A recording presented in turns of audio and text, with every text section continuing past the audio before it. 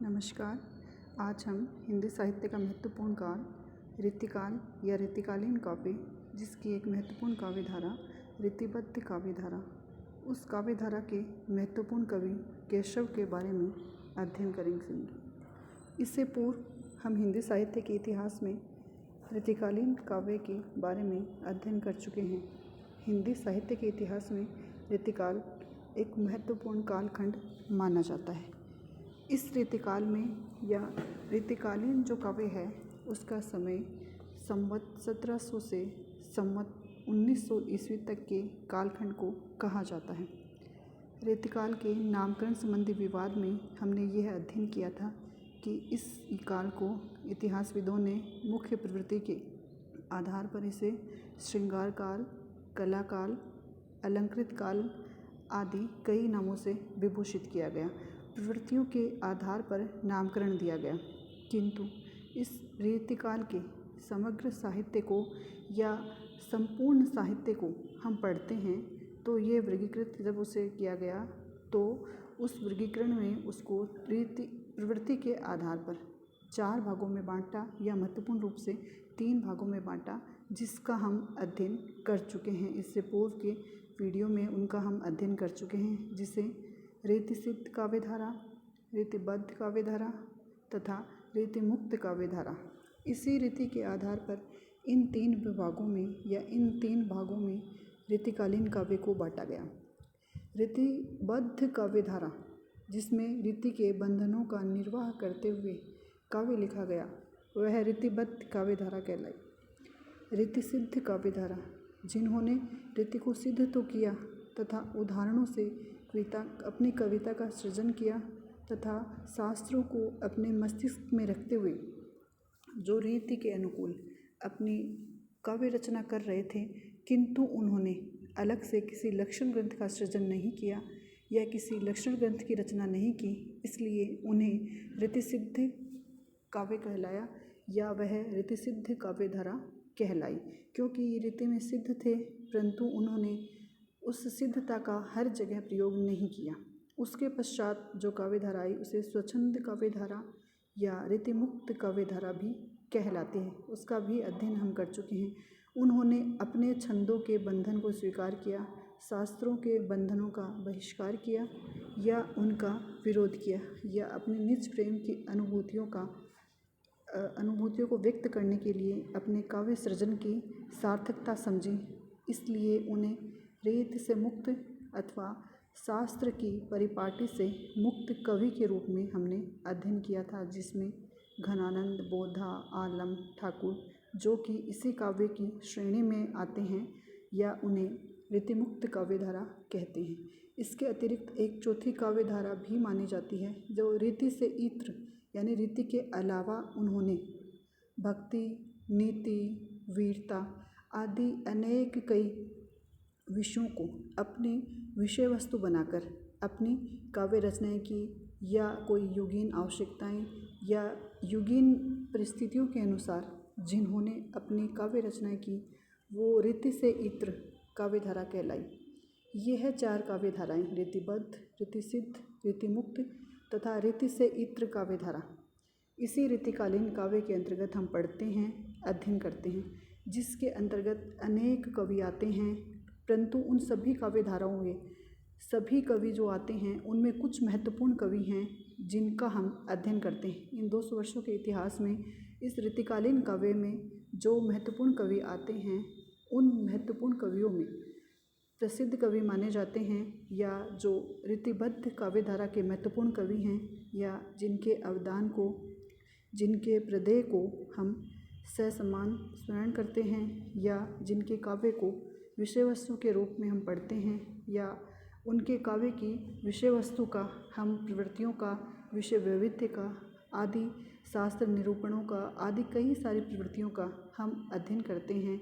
क्योंकि उनका काव्य सृजन जो था वह शास्त्र तथा लक्षण ग्रंथ दोनों ही दृष्टियों से महत्वपूर्ण माना जाता है तथा साहित्य में अपना एक महत्वपूर्ण स्थान रखता है।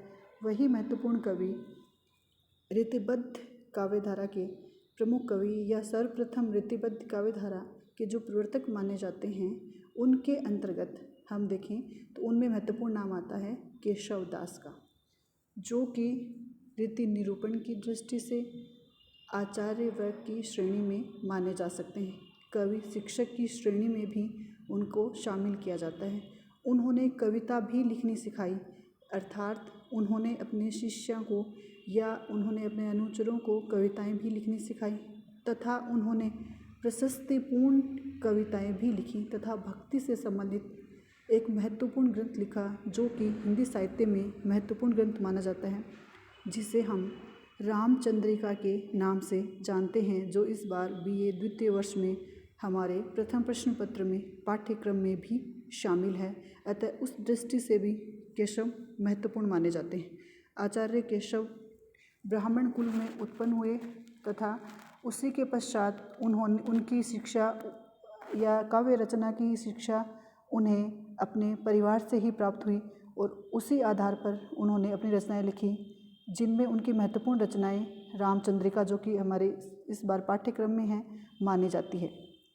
इसके अतिरिक्त वीर सिंह देवचरित, रतन बावनी, विज्ञान गीता, जहांगीर जस चंद्रिका तथा कवि प्रिया, रसिक प्रिया आदि 7 उनके प्रमाणिक ग्रंथ माने जाते हैं। इनमें वीर सिंह देवचरित तथा जहांगीर जस चंद्रिका ये दोनों ही राज प्रशस्ति परक या वीर गाथात्मक रचनाएं हैं।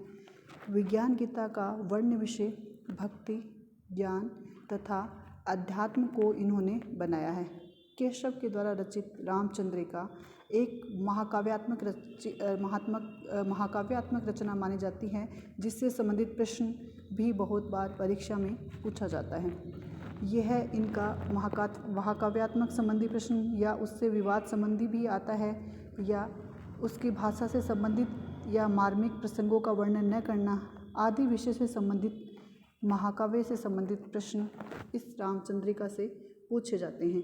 तो कुछ विद्वान इसे महाकाव्य की श्रेणी में मानते हैं तथा कुछ विद्वान इसे महाकाव्यत्व की श्रेणी में नहीं मानते हैं।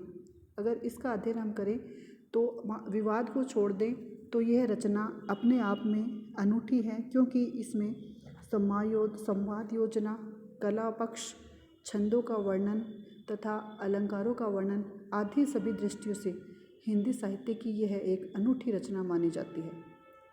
आचार्य केशव हिंदी में रीति निरूपण के प्रवर्तक कवि माने जाते हैं, क्योंकि इन्होंने रीति निरूपण के आधार पर अपनी ग्रंथों की रचना की, जिसके अंतर्गत कवि प्रिया तथा रसिक प्रिया इनके दोनों ही ग्रंथ महत्वपूर्ण हैं, जो कि काव्यशास्त्रीय ग्रंथ हैं तथा इन दोनों ही कृतियों के माध्यम से केशव ने काव्यांगों पर विस्तार से विवेचन किया है या विस्तार से उनका अध्ययन किया है। कवि प्रिया में उन्होंने इन्हीं शास्त्र के बंधनों का या शास्त्र के नियमों का पूर्ण रूप से समग्र परिचय, कवि भेद, सामंत अलंकार, विशिष्ट अलंकार, नक्षिक वर्णन, चित्र अलंकार आदि अनेक विषय वस्तु को अपने काव्य की विषय वस्तु बनाई है। केशव ने अलंकारों का वर्णन इस रचना में सर्वाधिक किया है। आचार्य दंडी, जो कि संस्कृत के आचार्य हैं, उनके काव्य दर्श को इन्होंने अपना आदर्श बनाया है तथा इसके अध्ययन करने से हमें पता लगता है या उससे हमें स्पष्ट होता है कि वे शास्त्रों में पारंगत थे या शास्त्रों का उन्होंने पूर्ण अध्ययन किया था। पांडित्य प्रदर्शन उनके काव्य की मुख्य विशेषता मानी जाती है। विषय का गांभीर्य, विषय वैविध्य आदि अनेक रचनाएं हमें दिखती हैं। रसिक प्रिया 16 प्रकाशों में विभक्त रचना मानी जाती है, जिसमें उन्होंने इसी प्रकार के शास्त्र ग्रंथों को आधार बनाकर लिखा है। जन समूह को शास्त्रों के बारे में जानकारी देना इस ग्रंथ का मुख्य लक्षण या मुख्य उद्देश्य माना जाता है। इस दृष्टि से यह एक रोचक ग्रंथ माना जाता है। कवि केशव ने स्वयं ने इस पर विचार करते हुए यह बताया है कि यह ग्रंथ जो है वो विषय वैविध्य तथा काव्य प्रिया तथा उसके अतिरिक्त रसिकों को कविता क्या है, कविता के लक्षण क्या हैं, कविता कैसी होनी चाहिए, श्रृंगार रस या नायक नायिका भेद या उस जैसे ही विभिन्न स्थल जो हैं उन सभी का वर्णन इस कविता के माध्यम से किया है तथा उन सभी भेदों, उपभेदों, मान, उपमान, मान मोचन के उपाय, करुण, प्रवास विप्रलंब आदि अनेक विशेष प्रकार की प्रवृत्तियाँ हमें विषय वैविध्य के रूप में इस ग्रंथ में दिखाई देती हैं या इस रूप में विषय निरूपण के रूप में दिखाई देती हैं तथा उन्होंने इस रचना में अनेक प्रकार के उसके समकालीन जो कवि काव्य वर्णन कर रहे थे उसी का उन्होंने बखूबी वर्णन करते हुए रीति ग्रंथकारों में अपनी महत्वपूर्ण भूमिका निभाई है तथा इसके अतिरिक्त उन्होंने इस ग्रंथ में अपने जिन वीर सिंह देवचरित या जिन राजाओं के आश्रय में वह रहा करते थे उन्हीं के अतिरिक्त उनके ही राज्य दरबार में जो नर्तकियाँ थीं उनको उसकी शिक्षा देने की दृष्टि से भी यह काव्य लिखा गया। इस प्रकार केशव कवि के रूप में, राज प्रशस्ति परक के रूप में तथा धार्मिक तथा सभी मान्यताओं के रूप में अपनी मान्यताओं का परिचय इन रचनाओं के माध्यम से आचार्य केशव ने दिया है। आचार्य के रूप में केशव का स्थान जितना महत्वपूर्ण तथा श्रेष्ठ माना गया है, कवि कर्म के रूप में भी वो उतने ही महत्वपूर्ण माने जाते हैं। महाकाव्य तथा मुक्तक में दोनों में ही वो समान सिद्धहस्त थे।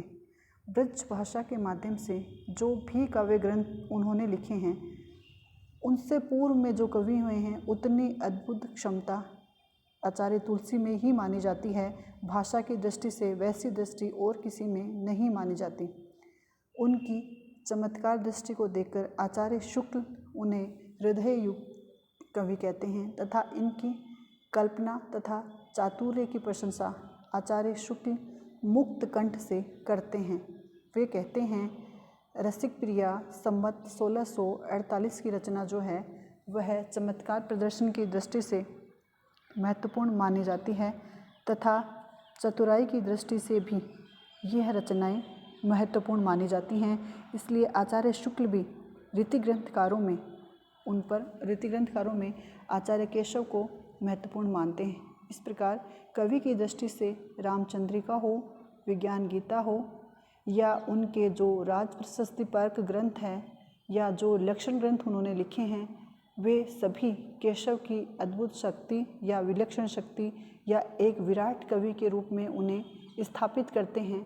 इस प्रकार रीतिबद्ध काव्य धारा में आचार्य केशव का स्थान महत्वपूर्ण माना जाता है क्योंकि इसी रीति की परंपरा का प्रवर्तक करना या रीति की परंपरा की शुरुआत करना आदि सभी कार्य आचार्य केशव ने अपनी वाक् चातुर्य, अपनी विलक्षण अद्भुत प्रतिभा शक्ति तथा चमत्कार प्रदर्शन या शास्त्रों के अध्ययन में पांडित्य या पारंगत होने की वजह से उन्होंने जो भी लक्षण ग्रंथ लिखे हैं या राज प्रशस्ति परक ग्रंथ लिखे हैं हिंदी साहित्य में वे उन्हें अद्वितीय स्थान दिलाते हैं या अप्रतिम स्थान दिलाते हैं।